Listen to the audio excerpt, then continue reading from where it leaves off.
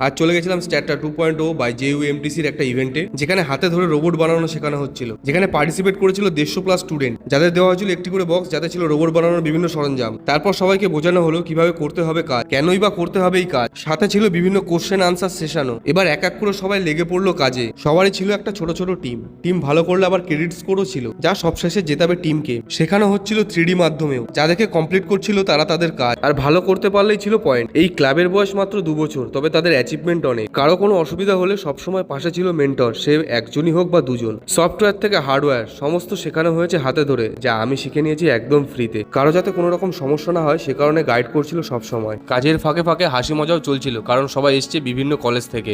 দুপুরে আবার লাঞ্চেরও ব্যবস্থা ছিল এখান থেকে, যা সেরে একটু জল খেয়ে সবাই আবার কাজে লেগে গেল। কখন যে সকাল থেকে সন্ধ্যা হয়ে গেল বোঝাই যায়নি। আজকের দিনটা শেষ হয়েছিল ফোম বোর্ড কাটিং এর মধ্য দিয়ে। নেক্সট দিন কিছু একটা বানিয়েই দেখাবো। আজকের ভিডিও এই পর্যন্ত, দেখা হবে নেক্সট ভিডিওতে। টাটা।